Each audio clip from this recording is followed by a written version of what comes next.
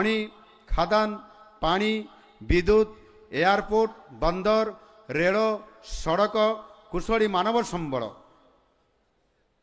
କିନ୍ତୁ ରାଜନୈତିକ ଇଚ୍ଛାଶକ୍ତି ଏବଂ ଦୂରଦୃଷ୍ଟିର ଅଭାବରେ ଓଡ଼ିଶାରେ ଯେତେ ଅଧିକ ଶିଳ୍ପାୟନ ହେବା କଥା ଗତ ସରକାର ମାନଙ୍କରେ ଏହା ହେଇପାରି ନଥିଲା, ଯାହାଫଳରେ ଓଡ଼ିଶା ଏକ ଅନଗ୍ରସର ରାଜ୍ୟ ହୋଇ ରହିଆସିଥିଲା। କିନ୍ତୁ ଆମ ସରକାର ଆସିବା ମାତ୍ରେ ଓଡ଼ିଶାକୁ ଦେଶର ନିବେଶକଙ୍କର ପ୍ରଥମ ପସନ୍ଦ ରାଜ୍ୟ ଭାବେ ଗଢ଼ି ତୋଳିବାକୁ ଯାହା ଆମ ସରକାର ଉଦ୍ୟମ କରିଥିଲେ ତାହା ଆଜି ସଫଳ ହେବା ପାଇଁ ଯାଉଅଛି। ଆପଣମାନେ ଜାଣି ଖୁସି ହେବେ ଯେ ମାତ୍ର 9 ମାସ ମଧ୍ୟରେ ଆମ ସରକାର ଆଜି ସୁଦ୍ଧା 2 ଲକ୍ଷ କୋଟି ଟଙ୍କାର ପ୍ରକଳ୍ପ ପାଇଁ ଭିତ୍ତିପ୍ରସ୍ତର ସ୍ଥାପନ କରିଛି ଏବଂ ପ୍ରାୟ 1.5 ଲକ୍ଷ ଯୁବକ ଯୁବତୀଙ୍କୁ ଏହି ସବୁ ଉଦ୍ୟୋଗରେ ଏହି ସବୁ ଶିଳ୍ପମାନଙ୍କରେ ରୋଜଗାର ଦେବା ପାଇଁ ସକ୍ଷମ ହେବା ପାଇଁ ଯାଉଛନ୍ତି। ଏଥିରୁ ଆପଣମାନେ ଆମ ସରକାରଙ୍କର ଓଡ଼ିଶାର ଯୁବଶକ୍ତି ପ୍ରତି ପ୍ରତିବଦ୍ଧତା ନିଶ୍ଚିତ ଭାବରେ ଆପଣମାନେ ସମସ୍ତେ ଜାଣିପାରୁଥିବେ। ଏହି ଉଦ୍ୟମ ନିରବିଚ୍ଛିନ୍ନ ଭାବେ ଆଗାମୀ ଦିନରେ ନିଶ୍ଚିତ ଭାବରେ ଜାରି ରହିବ।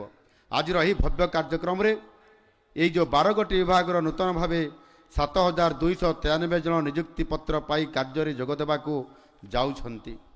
ଆଜି ମୋତେ ସୁଯୋଗ ମିଳିଲା ପ୍ରତ୍ୟକ୍ଷ ଭାବରେ ଏ ମଞ୍ଚରେ ଆଜି 30ଟି ଜିଲ୍ଲାରୁ 30 ଜଣଙ୍କୁ ଆଜି ଯେଉଁ 12ଟି ବିଭାଗର ଏଠି ଯେଉଁ ନିଯୁକ୍ତି ପାଇଥିବା ଅଧିକାରୀ ଭାଇ ଭଉଣୀମାନେ ମୋ ଠାରୁ ନିଯୁକ୍ତି ପତ୍ର ନେଇକି ଯାଇଛନ୍ତି।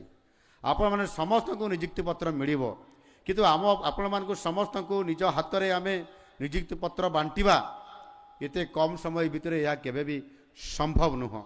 ଆଉ ସେଥିପାଇଁ ହୁଏତ କାହା ମନ ଭିତରେ ପ୍ରଶ୍ନ ଆସୁଥିବ ଯେ ମୁଁ ଯଦି ମୋତେ ସୁଯୋଗ ମିଳିଥାନ୍ତା ମୁଁ ମଧ୍ୟ ମୁଖ୍ୟମନ୍ତ୍ରୀଙ୍କ ହାତରୁ ନିଯୁକ୍ତି ପତ୍ର ନେଇଥାନ୍ତି।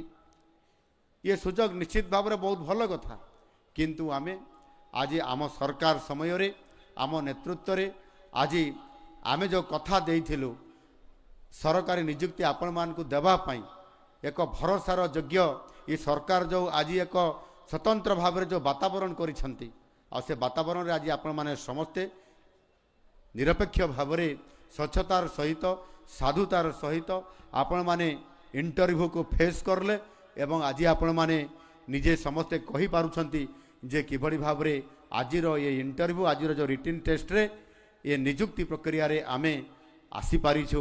ଯେଉଁମାନେ ବି ଆପଣମାନେ ଆଜି ଯେଉଁ 4 ଜଣ ଏଠି ଭାଇ ଭଉଣୀମାନେ ଏଠି କହିଲେ ନିଜର ପରିଚୟ ରଖି ନିଜ ଜିଲ୍ଲାର ନିଜ ଘରର ନିଜ ପରିବାରର ସାଧାରଣ ଗୋଟିଏ କୃଷକ ପରିବାରରୁ ଯେଉଁଠି 3 ଭାଇ 3 ଭଉଣୀ ଏବଂ ସେମାନଙ୍କ ଭିତରେ କେବଳ ଚାଷ କାମରେ ରୋଜଗାର ପରିବାର କେମିତି ପୋଷିବେ ଚାଲିବେ ତା ଭିତରେ ପାଠ ପଢ଼ିବା ଅଧ୍ୟୟନ କରିବା ଆଉ ନିଜକୁ ପ୍ରସ୍ତୁତ କରିବା ଲକ୍ଷ ଲକ୍ଷ ଯୁବକ ଯୁବତୀମାନଙ୍କର ଭିତରେ ସିଲେକ୍ସନ୍ ହେବା ଇଏ ନିଶ୍ଚିତ ଭାବରେ ବହୁତ ଗୋଟିଏ ବଡ଼ କଥା।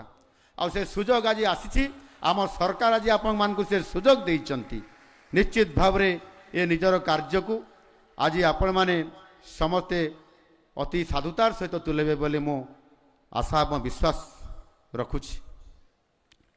ଆଜି ଯେଉଁ 12ଟି ବିଭାଗ ମଧ୍ୟରୁ ପ୍ରଥମ ମୁଁ ସ୍ୱାଗତ ଜଣାଉଛି ମୋର ନିଜ ବିଭାଗ ଗୃହ ବିଭାଗ।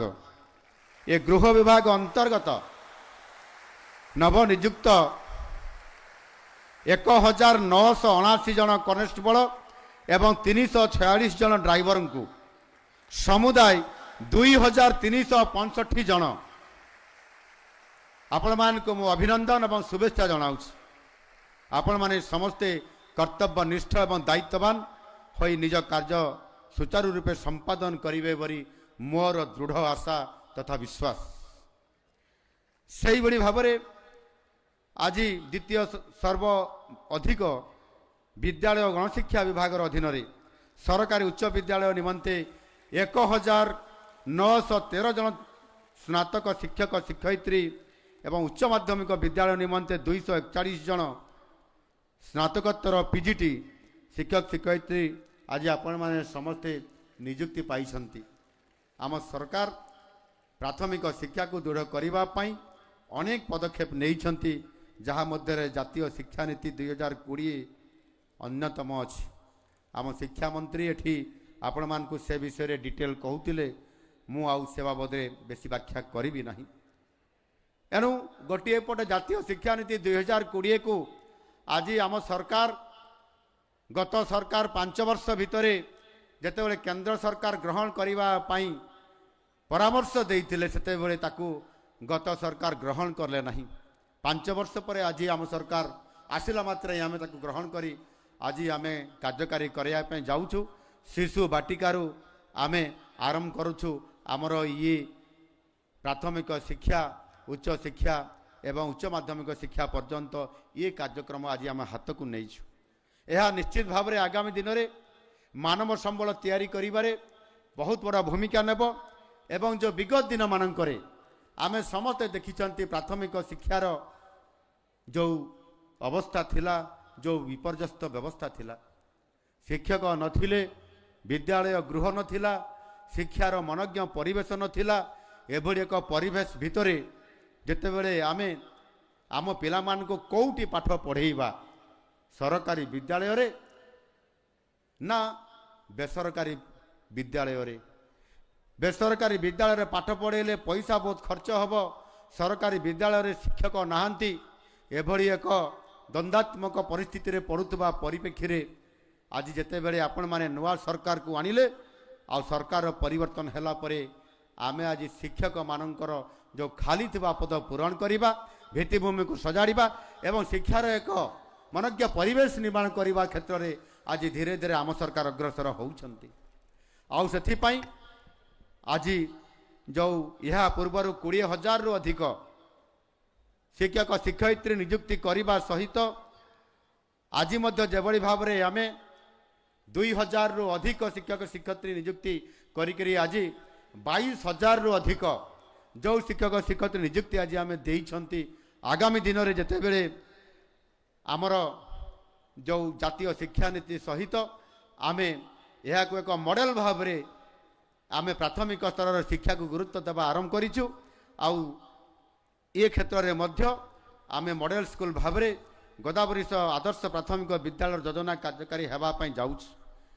आउ सेथिरे जो गुणात्मक शिक्षा प्रदान करिबा ताहार भित्तिभूमि को आपणकर अति सुंदर भाव में तैयारी करिबा यह निश्चित भाव में प्राथमिक शिक्षार दृश्य पट को संपूर्ण भाव में आगामी दिन में बदल देव। आउ संपूर्ण भाव में मोर आशा एवं भरोसा एवं विश्वास रखुछि। सेहीपरि उच्च शिक्षा विभाग 36 जन कनिष्ठ सहायक जूनियर असिस्टेंट 7 जन शारीरिक क्रीड़ा शिक्षक पीटी एवं 31 जन प्रयोगशाला सहायक तथा भंडार रक्षक लैबोरेटरी असिस्टेंट कम स्टोर कीपर आज नवनियुक्त होइछंती। तांकु मध्य मु आपण मानकु अभिनंदन एवं शुभेच्छा जनाउछि। आम सरकार आगामी दिन में कृषकंकर आय को बहुगुणित करबा पई योजना रखिछंती। आउ सेथिपाई कृषि कार्य सहित मध्य आनुषंगिक कृषि अत्यंत आवश्यकता।